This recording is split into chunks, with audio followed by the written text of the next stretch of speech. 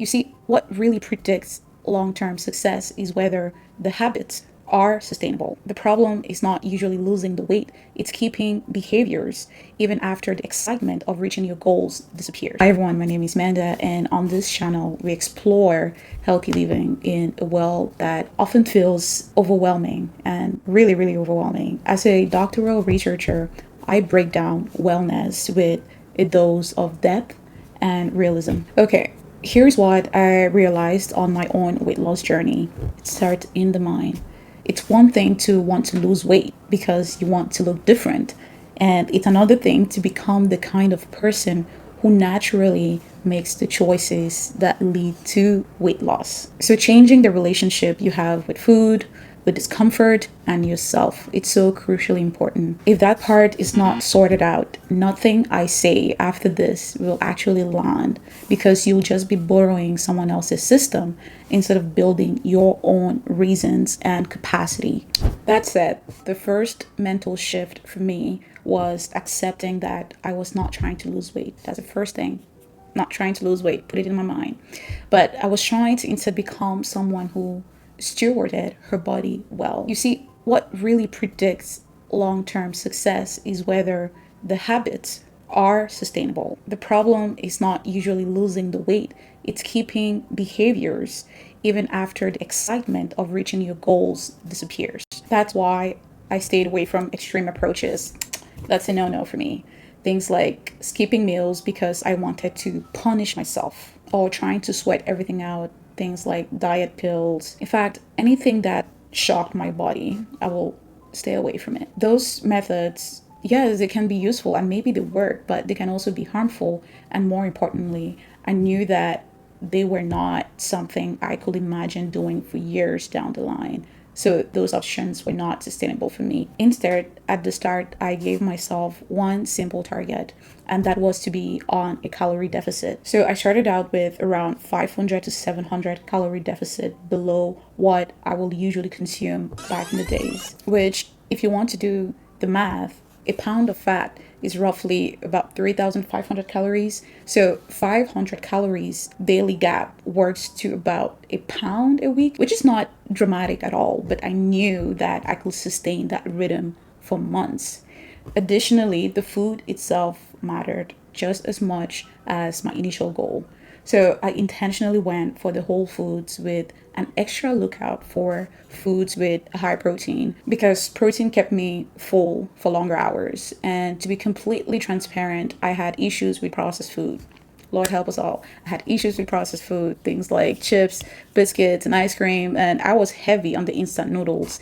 It was hard to let go, but they had to go because they're incredibly easy to overconsume. So I had to gradually work with my mind and my environment to make sure that I remove them from my daily diet little by little. Now, here's what I don't recommend: trying to quit everything overnight. I'd rather you genuinely want to stop buying soft drinks or this junk food than force yourself to stop for a short period of time or until you reach your goals, then just give up. And I say that because there are lots of research on rapid weight loss versus slow weight loss. And all of those will tell you that rapid weight loss is not sustainable for most adults without intensive supervision or highly structured programs. And more often, those programs do not even really have positive outcomes down the line.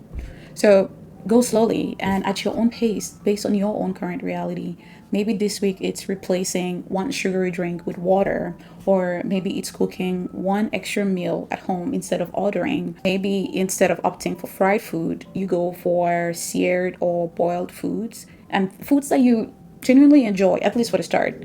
Those sounds small, but I'm very, very certain, and I know that the results will compound with time. Another thing I was doing in this journey of mine was that I was just skipping them breakfast. In fact, I didn't even think I was having breakfast at all. If I was not hungry, I'll simply not have it, and that really worked pretty well. An important thing as well was exercise. Very, very, very important. And mind you, this is probably the topic for another video, the type of exercise that you should go for.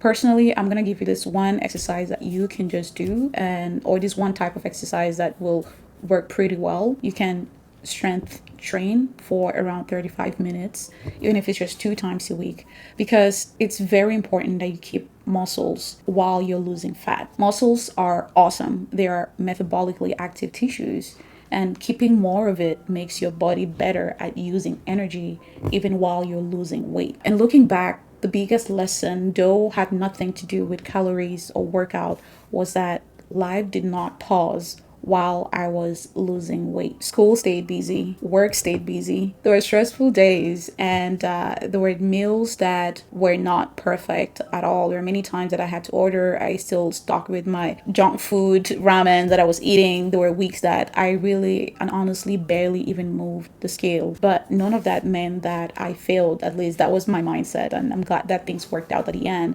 It just meant that I was just living a normal life. That's the reality of life. There are always interruptions here and there. And that's what I want you to remember out of this video. The goal is not build a life where weight loss is easy. It's you want to build a life where healthy choices still fit even when life gets busy and overwhelming.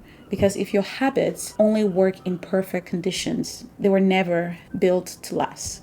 In engineering, which is my background, by the way, we don't design systems for perfect conditions. We design them to keep working under stress, uncertainty, and failure. And your healthy living journey should not be any different. I'd love to hear from you. Like, how's your journey like? I'm actually really curious. Like, how's your journey like? You can share that in the comment section. This is a bite-sized video of the many that I will do to expand a little bit more on my weight loss journey. But I hope that you were able to gather a few things out of this video.